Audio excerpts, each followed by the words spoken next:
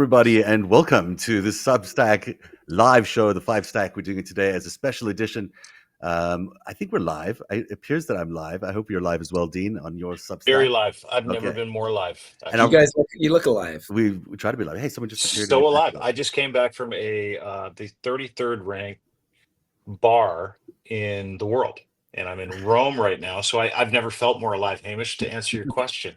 Yeah, very good. The 33rd rank. Like, how do they decide it's number 33? Well, we couldn't get into number 32. That's the problem. Yeah. Sorry to hear that.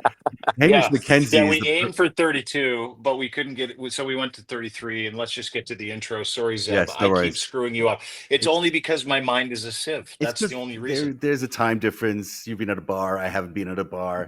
This person in between us is Hamish McKenzie, who is the co-founder of Substack. And he's here today to talk about this great new initiative that he has about making journalism and free speech and free press a reality again in our world, which is constantly being, in terms of a journalistic perspective, being torn down. And so Hamish is going to talk a little bit about that, but we also wanted to get to know him.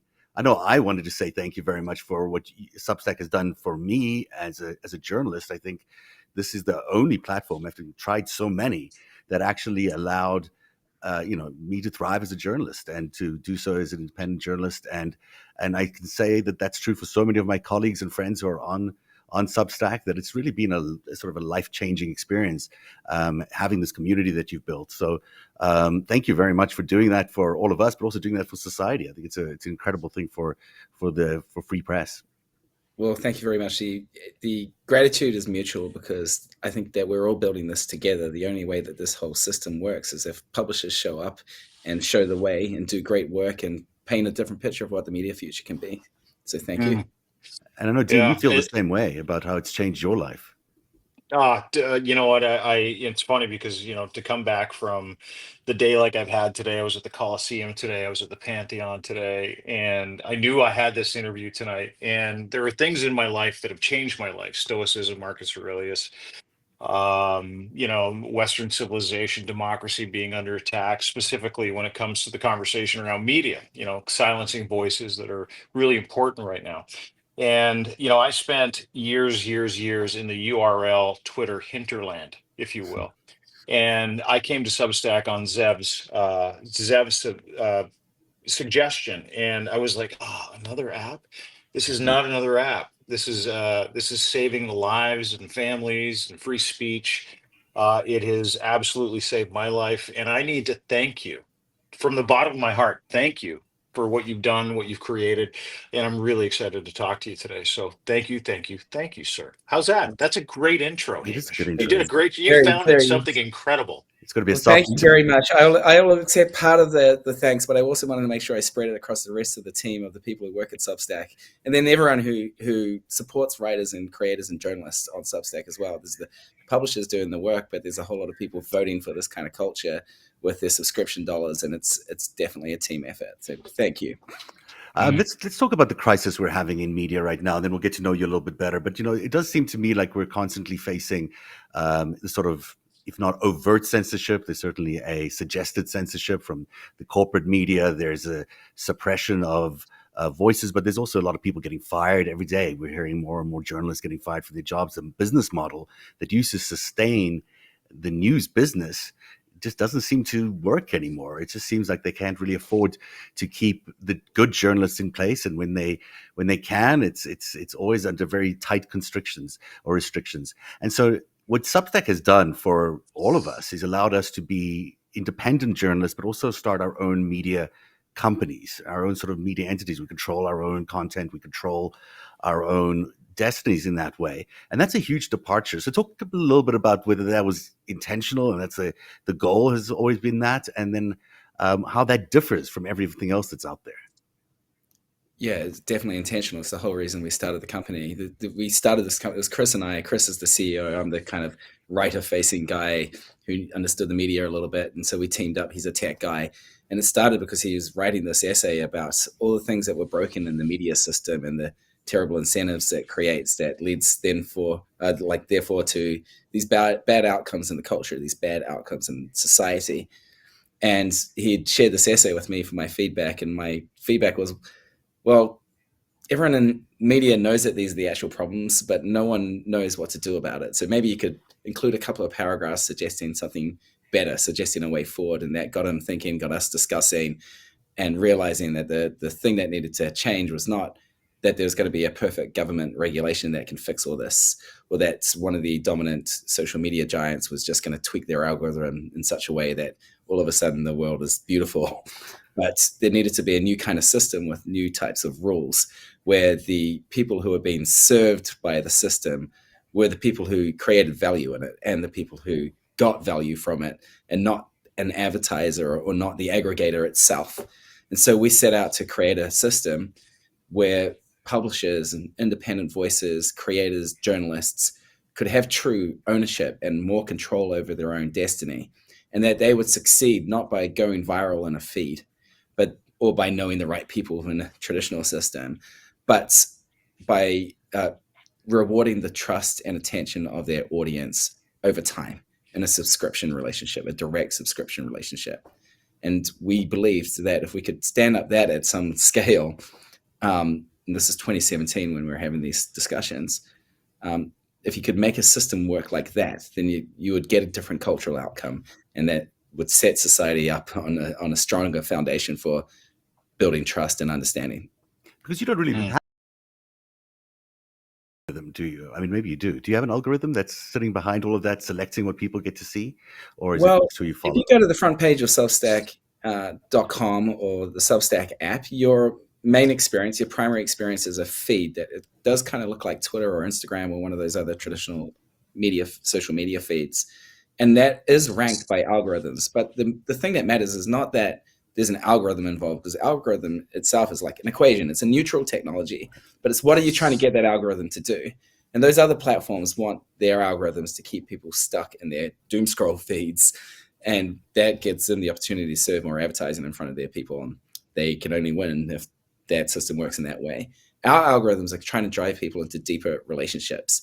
So if you are using a part of the platform as a user and you have a choice, you can just read people in your email inbox if you prefer, or read them on the web if you prefer. But if you're using the Substack app and seeing that feed, what our algorithm is trying to get you to do is not scroll down for one more dopamine hit, but to lead you into discovery of new voices who you might fall in love with and learn to trust over time, in the hope that eventually you might become a paid subscriber of those people, because that's how the publishers succeed. And that's also the only way that Substack succeeds. The only way we make money is through taking a small share of your subscription revenue, so that the success of the platform is tied to the success of the people using it. Which is exactly the opposite to what Twitter or Facebook does, which is about advertising, really. Like every app, every app.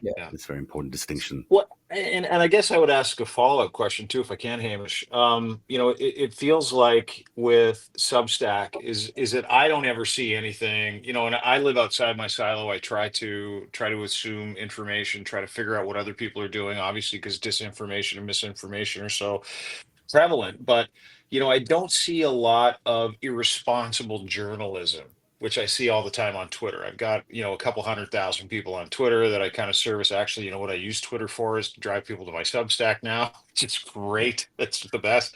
But you don't see the reinforcement of terrible views, or you don't see, and I have to, and this is the one question I wanted to ask you. I'm like, I wonder if I'm just not seeing the stuff that is so prevalent, that is all bullshit, that we all know is bullshit, as opposed to, are you driving me somewhere else, and are you driving them somewhere else? Right. I'm not going to pretend like Substack is a pristine system where nothing bad ever gets said or published, or that some bad guys don't win. Sometimes it's still the internet. It's still a culture, like an index fund of the entire internet. So you get people from every walk of life and every perspective, every topic. But it's again comes back to the system, because I have the same experience with you. I have a really good experience on Substack. I don't see much bullshit. I don't see much toxicity. I see a lot of really quality stuff from voices I trust.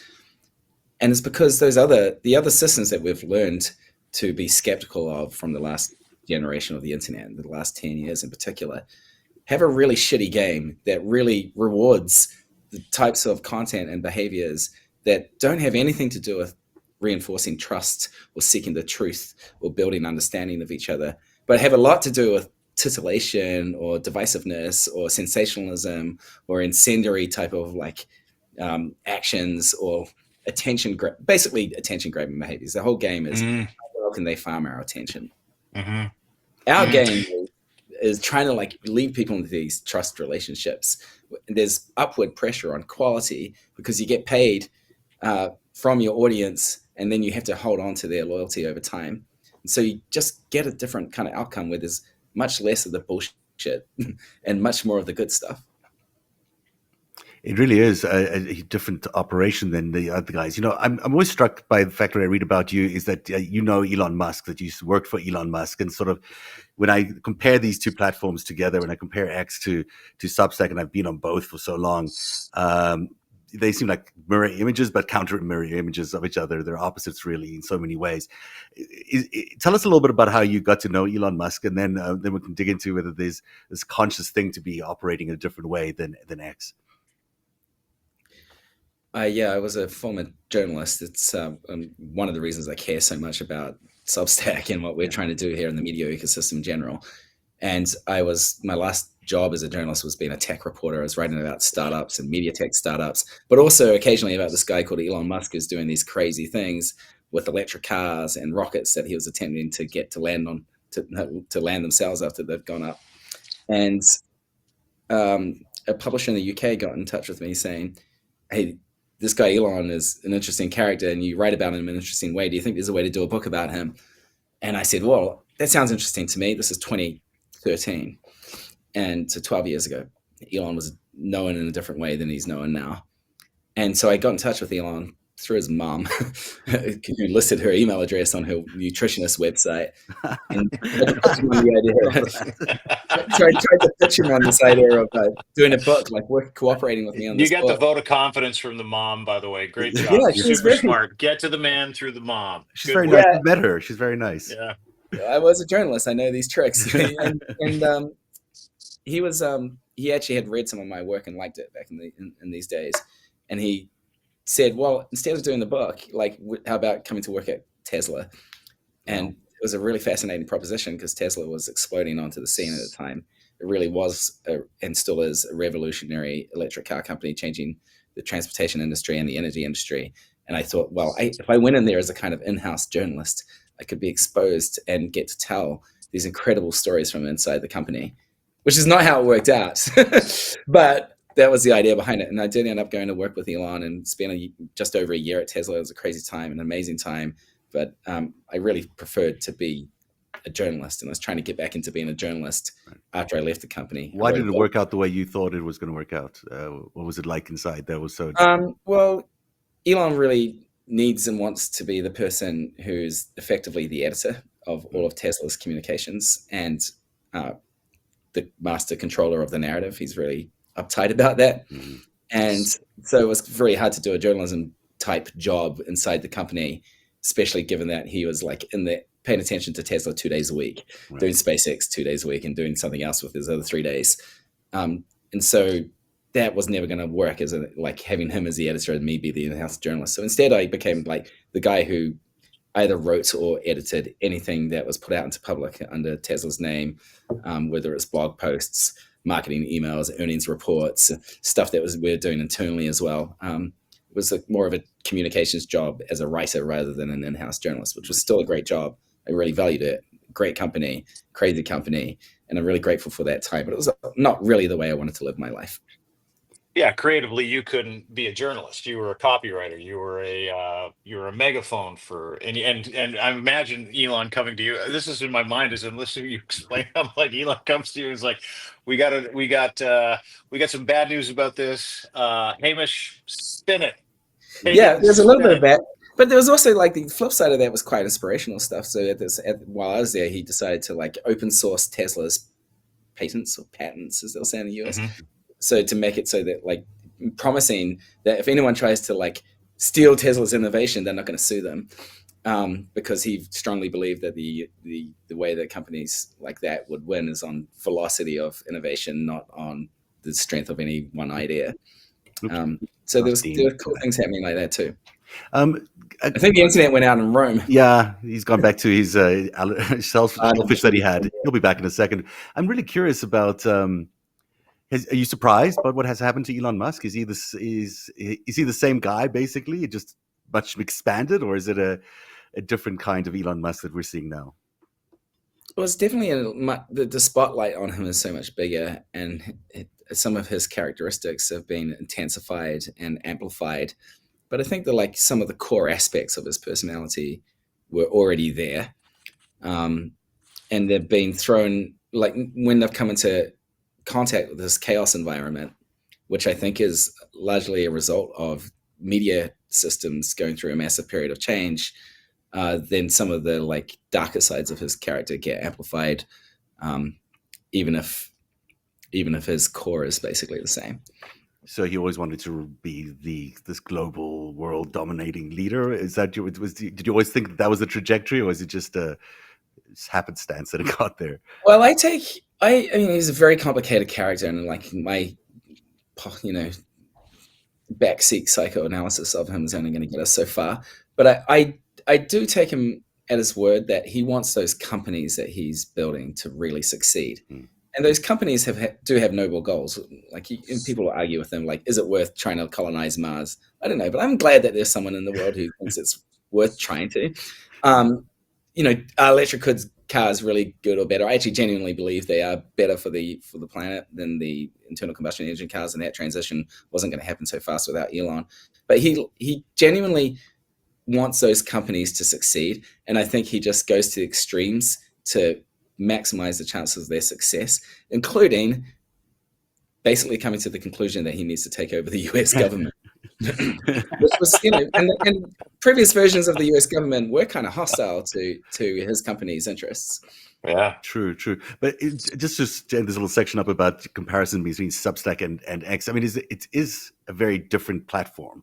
X seems to go after sensationalism a lot more. It seems a lot more about advertising and that kind of revenue, where Substack is really about supporting writers and other creators. Is that conscious? Obviously, it's conscious, but is it when you see the two different models? Yours seems to be working so much better for reporters, even though in scale it's really much smaller than Twitter, I think, or X.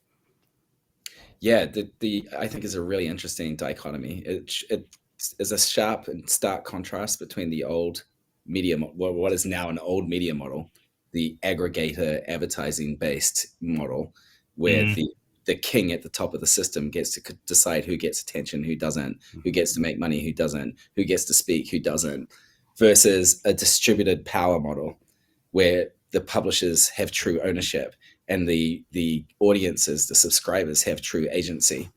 And so I think that it's not just Substack versus X, it's this model, this old model that X represents, and this new model that Substack represents, which is not about hoarding power, but distributing power. That is the really interesting dichotomy. And we've gone through stages of that. Ahead. No, sorry, I didn't mean to interrupt you. Go ahead. No. Go ahead. No. It just seems to be, we talk about meritocracy a lot when it comes to the United States of America and unbridled meritocracy, but yours seems to be more like a very organic meritocracy on Substack, which I really appreciate, right? If it's great work, you get noticed. If you are consistent with that great work, you get paid. It's very, very simple, and when I think about your model and I didn't know that you started talking about this in 2013. But when I think about your model and how 2017, sorry, 2017, my bad. When I think about the model that you have, I can imagine your mind when Elon Musk sends out that tweet and says, "Let this sink in," and he buys Twitter. What were your initial thoughts after having worked with him, and then knowing what your goal is and knowing what Twitter's function is all about? Well, I wasn't a big fan of Twitter before Elon took it over either, because it's representing that old model that wasn't really serving culture very well. And the manias of Twitter were just of a different variety. Like it wasn't really serving culture very well, I don't think. In fact, I think it was bad for culture generally. When he came in and took it over, honestly, my view was, this is going to be interesting. And I wasn't sure if it'd be good or bad for Substack. I could see potential outcomes in either direction. But I wasn't panicking. I didn't think that it would lead to something much worse than what already existed. The evolution is really interesting for me because Substack was a place for writers originally, and now it's a place for a different kind of writers, for creators who do a lot of video. And I'm a video guy. I grew up in network television, whether it's in Canadian network TV or American network TV. There wasn't ever really a place where independent video journalists could actually find a place online. And, I certainly tried on Twitter and Patreon and all these other places. And yeah, you could do some work there that was really interesting. But what's really been revolutionary for me is how video works on Substack. The Substack Live model is so simple. Firstly, it's just people on their phones. It's like it doesn't have like doing a FaceTime call. Yeah, it's amazing. And then that's what I'm doing right now. Just to let you know. Yeah, there we go. Yeah, you're witnessing these conversations between these people that you're just like, oh my god, what a joy to be able to sit and listen to an hour of these two fantastically informed people, or three, having this incredible conversation in a way that you don't see on TV, because you never get that length of time on TV. You never get these interactions on TV. And what's brilliant about it is both all three people involved get the benefit from that. They can expand their businesses. They can expand their own revenue base. They get to meet and interact and network with these other people. That is massive. I mean, it doesn't sound massive maybe to just, if you're just a viewer, but as a journalist, the idea that you can actually expand yourself, your career, your business just by having these conversations, it's massive. And the engagement time on that is amazing. I'm always amazed that people sit through, like most of these shows, people sit through the entire hour during the live event, and it's because of that immediacy that makes it so fascinating. Yeah, the immediacy and the intimacy, which is something that people crave, is like it helps restore the sort of sense of trust that has been eroded by the last generation of media. But I really like that you see it in that way, and that you recognize those things about it. And I think it's an interesting contrast again to those old models of social media, where if you go live on Substack, someone might click on my face and subscribe to me, click on your face and subscribe to you, and I actually get paid with an email subscription. And that might become later on, it might become money, like a paid subscription. Yeah. Whereas if we did the same conversation on Facebook or Twitter or one of the other platforms, the maximum you're going to get paid in is like a follow, which only has currency in their systems. And then maybe you're lucky enough to translate that following base into some sort of off-platform deal for yourself that might turn into money. And I like money is a crass thing to talk about, but when it comes to journalism, it's very fucking important, because it is the thing that funds the ongoing production of this really important work. And it has been very hard to come by for journalists who do important work. And so I think of it like less as money, but more as like a model that can support important work, and people who have important things to say, getting to say that to an audience who really values what they have to say. And yet it doesn't have any of the editorial controls. Like, it doesn't have any of you don't have a corporate boss or a editor-in-chief who's coming down and saying, well, you can't say that because this advertiser or that advertiser, or, the boss doesn't want you to report this, which speaks a lot to just the freedom of the press. And that Substack really is, of all the platforms, it really is the one that allows a free press to operate and profit from that, from their work as they're doing it. 100%. That's the goal. That's why we're trying to build this system in this way. So let me ask you a couple questions, and I think because we're talking about the changing of the guard in media, right? Like, I come from radio, and he comes from TV. Zev, I say he. I apologize, Zev. You're Zev. Yeah, you're welcome. But we come from these, get attention, rates go up, advertisers go up, and that was dyed in the wool. It was like, this is how it works. If you don't have a job in media, if you you call yourself a journalist, you're not really a journalist. But what Substack has been able to do is sort of kind of split that line and separate that line from, okay, that's the way it happened, here's where we're going. Do you find that you're getting a lot of feedback from publishers, mainstream media outlets that have joined in to Substack? Because I've been shocked about how many mainstream media outlets are actually going, oh, okay, hang on, we got to get on the Substack tip, right? Because it's a new it's the golden age of media is over. The gatekeepers are gone. Substack gives us the opportunity to be our own gatekeepers. And I find that model, you're seeing a lot of people that have stayed away from it. Because Substack to me was intimidating for a long period of time. You had your Barry Weiss's, you had your big names on there where you're Mm. like, oh, I can't compete in that arena because I'm a radio guy. But now with the adage of video and the adage of and the growth that I've seen in 2 months, which has just been phenomenal, like it's changed my life. I'm Amazing. like, oh, okay, all of these other media outlets are watching guys like me, guys like Zev, go into this arena and be able to kind of put together all the aspects of our personality, our functionality, what we do, so that we can actually reach people in a really meaningful, as you pointed out, intimate way.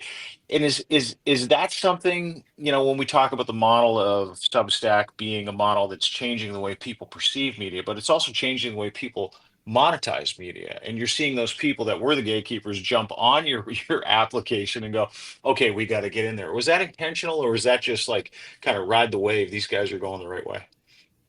It's intentional. This is the I often say that the Substack product is really the Substack model. We're trying to create a new system here. We're not trying to create a social network that's based on videos, or a social network that's based on images, or a social network based on text. We're trying to give publishers ownership where they can have their own space on the internet and a direct relationship with their audience. And then they make money in a way that supports and uplifts that direct connection and strengthens trust, rather than gets them serving some third party who's less concerned about whether or not there's trust involved. And so I think what we've gone through is like 3 distinct stages of the media. And I think this stage, I'll get to it, but I think this is the most exciting and will be the best and richest and most valuable media ecosystem. Not necessarily Substack alone, but this movement that Substack is part of, where direct to audience is the underpinning foundation of it. I know you don't. We started, you guys and I, and like the 3 of us started in media in an era where it was sort of purely gatekeeper run. There was like official narrative, official voices, a few big organs that controlled most of the media flow, and they got to win because they controlled the means of distribution, the trucks and the printing presses and the airwaves and the cable channels, etc. Most of that was built on a business model that was designed 100 years ago, or more than 100 years ago. The internet came along 30-ish years ago and just destroyed that business model. And so what came to replace that business model was not actually like ultimately what ultimately will be, but was not in the meantime an improvement. It was just a different set of gatekeepers came to rule. And so everyone could have a voice all of a sudden. You could publish anywhere, anything instantly, maybe even reach a global audience. But the power from that work still flowed up to the top of the social media giants. Mark Zuckerberg, Elon Musk now, Chinese Communist Party in the case of TikTok, a few others, Sundar Pichai. And so that's a recipe for chaos. You get aggravated, you get an oligarchy essentially, and then media oligarchy, where everyone can have a voice and they shout at each other, but they've been made to dance in a particular way to get their like peanuts by kings who pull this. Right. It's not like the kings were of evil intent. They were trying to create something beautiful and new. And some of these technologies they've made are amazing. Like it's incredible that we can talk to each other and say anything online to a global audience instantly. But they messed up the model part of it. They found themselves irrevocably imprisoned by a model that was based on aggregation and advertising.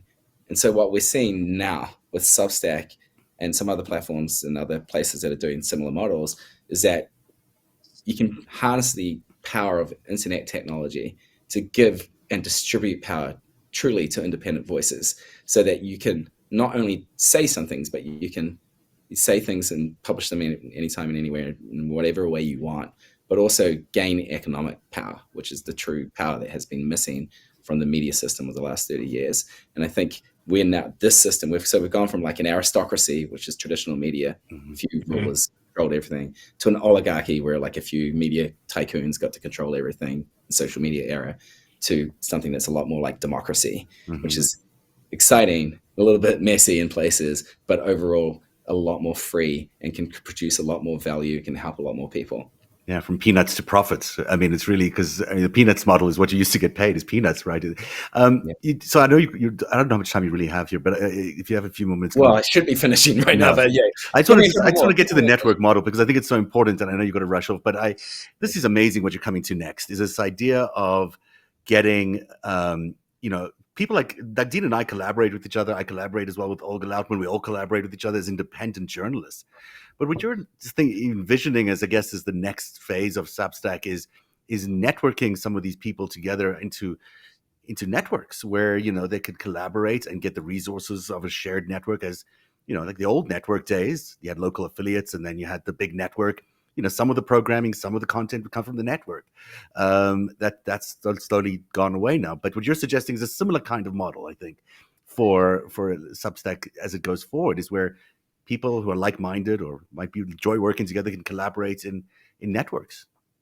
Yeah, I think the network is a key word. So there's Substack has always been understood as a publishing system. I can create a publication and send out posts to my audience, but that alone would not really be enough to achieve the mission that we're trying to achieve, which is to build a new economic engine for culture.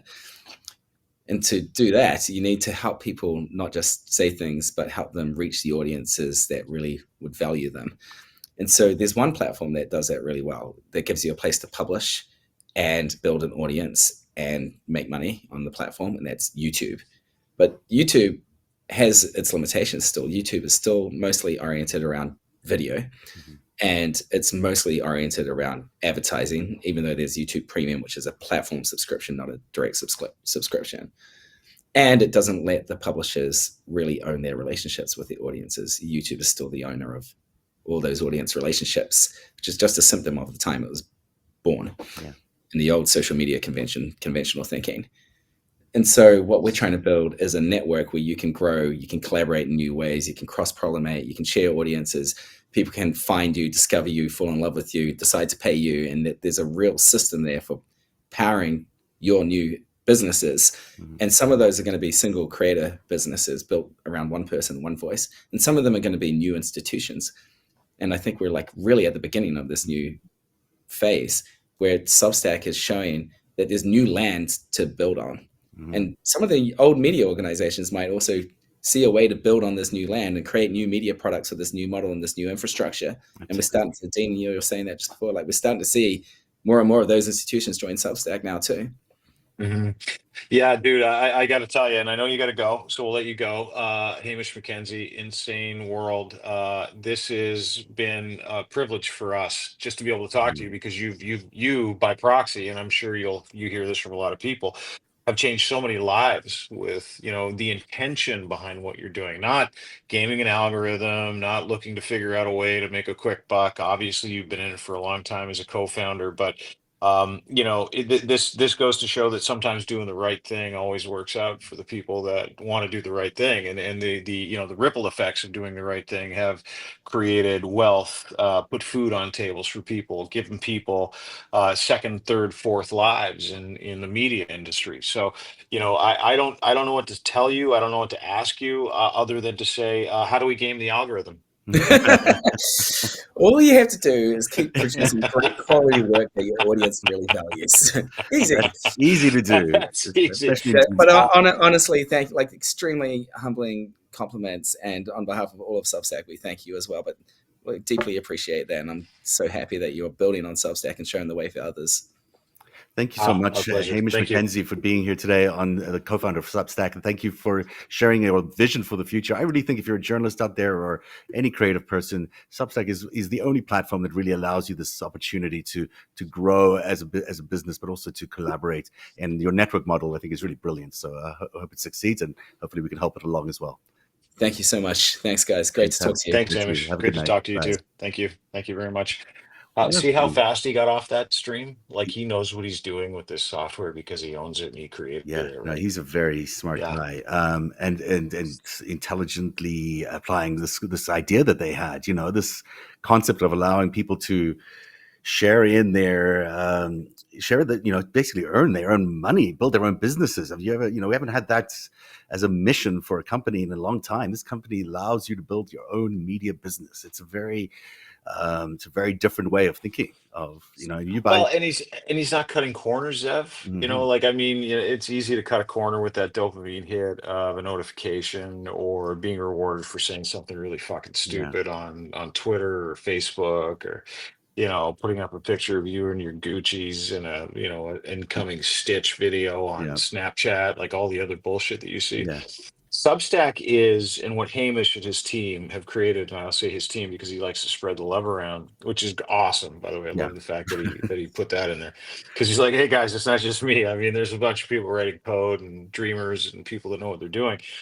But to your point, he has given people the opportunity to operate in a real media meritocracy, right? Mhm. Like not baked in, not like if you don't say these things or you don't hashtag these things. No, the quality of your work matters. Mhm. The quality and the consistency of your work matters. And the cream will rise to the top, which is what I heard him say is, you've got this new way of doing things, which should have been the right way of doing things for all these social media companies, but it wasn't, and it Mhm. still isn't, and being taken advantage of so many social media companies for that dopamine hit of being noticed or 1,000 likes or 3 million views or whatever the situation is on Twitter or Facebook. This is a very different operation that appeals to so many people, and and you and I have said it many times privately and publicly. It saved our journalistic lives in so many incredible ways because we thought we were doing great work, but the algorithm told us that we weren't Yeah, angry enough, and that work didn't cater to the algorithm, and so go do your fucking work somewhere else. Well, we did, and I have a right mind to get completely off of every other app and yeah. just dedicate all my time to Well, Substack. well, Not just because I like Hamish, by the yeah, way. I'd hang out with that guy, I'd have a pint with yeah, him, but because it's truly based in the right thing, the initial idea that if you're really good at what you do, and if you're not making the world a shittier place, and you can show your work, and yeah. you're entertaining, and you're what you're doing, you will not only make money, which you and I can both attest to, Mm. you will absolutely also enjoy the experience, which is everything. Then you'll feel successful, and then you'll keep doing it. It's the incentivization process around the right thing, which I find And it's absolutely this fascinating. connection you have with your reader is direct, or your viewer is Yeah. direct. It's not about being funneled through some advertiser who's then going to buy that audience. If your reader or your viewer likes you, they'll either subscribe or become a paid subscriber.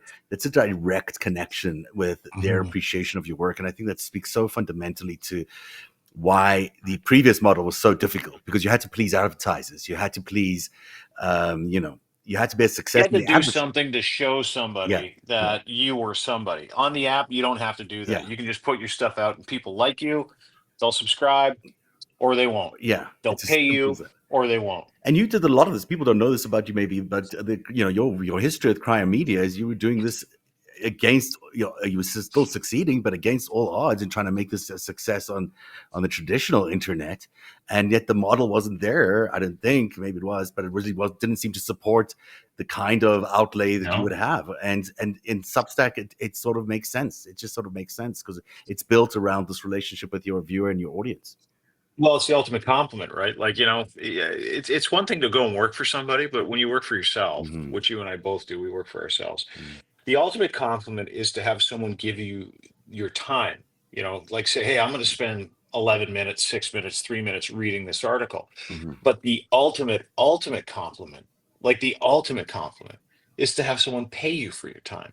And we're not asking advertisers for anything. We're not trying to Yeah, justify our existence no, to Sunoco or any other company, exactly. And I'll tell you this, you and I had a conversation about it. I've got a great relationship with my friends at Polymarket. Hmm. And they came to me and they said, hey, listen, we love the work you're doing. We think that we want to be part of what you're doing. And I'm like, over at Substack, that's like added bonus. It's Hmm. not the point, right? Hmm. The point is, can I connect with the ultimate responsibility, which is watching people give me their time? But more importantly, or not even more importantly, like I've got, I don't know, 24, 25,000 subscribers on Substack in about a month and a half, 2 months. Which is great. It's Hmm. like No, no. incredible. I've got thousands of paid subscribers.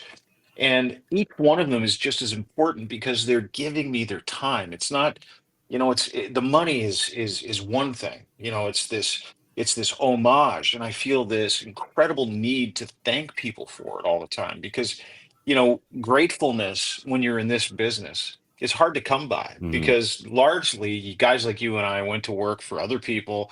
We put in all our effort, and all of our self-worth was in that effort. And when you're told that you're no longer wanted because you don't look right, they can get someone cheaper, Hmm. which was that whole media model, which is poison. No, Mainstream media, the way they treat you is poison now. we'd never make Here, it on it is. TV. The two of us. We're like too old to, I whatever. don't know, dude. We're both pretty good looking dudes, and Everyone. I'm straight and you're gay. It would be a fucking great show on It would mainstream be. I media. can't believe someone's thought about that. Huge. Yeah, But yeah. my point is, most times you see the people on TV, they're like they get axed at a certain age. The younger guys come in, they're cheaper, they're more hungry, and then they Mhm. take over the thing. And then the longevity of your career is pretty limited on TV these days. I think even in news. Well, Um, and think about, sorry to interrupt, but think yeah. about how many people, in radio and TV, Mhm. it's very similar, right? You develop a relationship with that person you're communicating with in Mhm. radio, television, and then all of a sudden they disappear Yeah. because some talking head has decided that we need someone younger, different, more dynamic, someone who is, not as aggressive, not as Mhm. successful. They're becoming too powerful, which Mhm. was, my problem is that I had 40% of the city of Toronto listening to me and they could Same not. problem. But Yeah. yeah, exactly. Same problem. Yeah. And so they put you out because they're like, and Toronto's got Canada's got like a star issue. We don't want to make stars of people because we Mhm. can't control stars. Stars will control the entire medium. The United States is very different, which is why Substack is working in the United States and why it's spread so far around the world and been so incredibly successful. Is that it empowers people to do their best work. You don't have to look a certain way, you don't have to be a certain age, you don't have to do any of those things. All you have to do is connect with people and consistently connect with people. If Mhm. you do that, you're going to be really successful. It doesn't No one else is in control of the merit behind how successful you can or can't be on Mhm. Substack. And I find that to be the greatest differentiator between what Substack is for publishers and as a social media outlet, but also for people that want to prolong their careers, for people who want a career, for people who want to, learn about how the media industry works. There's video, there's text, there's Mhm. social media. They're moving fast into automation, talking Mhm. about, networks and connecting people with networks. I can't say enough about how revolutionary Substack is, to be honest with you. Obviously, clearly, because I can't shut up. Well, I agree with you 100%. It was so nice of Hamish to spend some time with us. And, Yeah. again, this was one of these, same thing that he did with Maine Musk. I just texted him late at night when I read his thing about his network agreement, about a network idea, a network model for Substack. And I was like, well, that's a really great idea. Let's have him on the show. And, he emailed me back within 2 seconds. And I was like, that's amazing. I mean, I was like, I did not even, it takes a little harder these days to get an interview. Mm. And he was just quickly agreed to do it. And, it turns out to be a really amazing guy. And But you know what? He's putting his money where his mouth yeah, is, right? Like, like connecting with audiences. Like yeah, he's saying he came on the show. He doesn't have to do this show. no, He doesn't have to he's do got to have this the with us. choices. And yeah, he's got a few, I imagine. Yeah. And he's like, yeah, I want to connect with people on my app, with Mm, two guys that are on the bestseller list, yeah, or the new bestseller list, or the rising culture list, or whatever. Like he lives the Substack life, which yeah. is why I trust him already, and why I would totally vacation with him as well. That's when Vacation. you can. That's a little Yeah, I stalkerish, isn't vacation it? with It's a little Hamish. so. No, no, no, no, not Listen, like that. speaking of vacations, last time I spoke to you, you were Yeah, going to do the show, and then you didn't do the show because you sent me a picture of you looking like this. yeah. And Want to see it? this is um, this is 24 hours ago, everybody. This is Dean Yeah, 24 hours ago. Couldn't do the five stack yesterday yeah, because you ate some shellfish. This is what Italian shellfish does to you yeah. these days. No, I'm trying. Yeah, it's a little known fact. The older you get, sometimes you develop allergies Yeah. that you didn't know you had. And so I've recently discovered that I can't eat certain fish, All right. shellfish, tuna, anything out of a can, any of that stuff. Or my lips blow up. And so we're literally first Oh day my in Rome. gosh. And I'm with my partner and her friend, and we're sitting down at this beautiful, it's called the Piazza della Rotonda, which Mm, is where the Pantheon is. And I'm practicing Stoic, Marcus Aurelius. Stoicism, the Roman Empire, all that stuff. And I actually came here to do some work, and I put a little Substack on it today, The Fall of America Patterns, the Fall of the Roman Empire. However, between that Substack post, which I put out today, and me landing, my lips blew up so big I look like fucking Jar Jar Binks. Legit, you can see it. I can I see look it, man. great. Yeah, I don't want to laugh I at you. look I don't want to laugh at insane. your it must have been not the most pleasant thing to go through on your first day of vacation, but it is hilarious. I got to say, I'll take it down now. Even though I'm going to keep this picture in my No, you archive can forever. keep it up. But You got to put it out as the title photo, or the photo. Upload the photo for this post when you put it out. I'm I going to look do it. ridiculous. Yeah. I'm going to also say you're being very nice to dedicate so much time to be here because I know you've got important things to do, and it's that day that you got to be out there celebrating, and go out there and celebrate. And I'm going to let you go because there's no reason for you to be here when you've got all of Rome to discover. It's the most Well, beautiful it's city like in the world. Yeah, it's the greatest city in the world. I mean, Yeah. the history here, and I came for a couple of reasons, obviously, but one of the things, I will say this is, as someone who loves history and learns from history and really tries to apply, the lessons of history, coming to Rome, which was, managed and destroyed and rebuilt by emperors that had unlimited power. Very similar, downfall is happening in the United States. Mhm. And, to be able to look over the ruins is a great word, like the ruins of the Roman Forum today, from, Mhm. the Palatine Hill, which is where the Imperial Palace was. I would have paid money today to look at the faces of anyone in Congress or the Senate, to overlook those ruins and say, "Are you guys ready to do this to the United States of America? Because that's what you're doing." Well, The Donald Trump is the selling it theft. to Yeah. every anyone with the title king in the Middle East right now. It's like, hey, you want a piece of this? That seems to be what's happening. But we can talk about that We'll tomorrow. talk about that tomorrow, Yeah, maybe. Yeah, yeah, yeah, of yeah. course. I'll be I'm Sicily tomorrow, by the Oh, way. So we take amazing. off and go to Sicily tomorrow. Yeah. That is then FiveStack today. We'll be back tomorrow with a special edition live from Sicily. How cool is that? And my thanks to Hamish McKenzie for being here today and discussing his visionary view of how the news business is going to evolve on Substack, and for just being a generally nice guy and coming on the show. And Greatest guy ever. yeah, Dude, like I said, I'll vacation with him one day. You watch. I'll come But he's along. paying. I'll come along, and you could. You know what? There should be a convention for Substackers. I'm sure Substackers? there is. Maybe Yeah. there is. Who knows? But Let's if there start one. isn't, we'd like one. And take us along. That's the show for tonight, everybody. Thanks for being here, and we'll see you again tomorrow. Bye bye.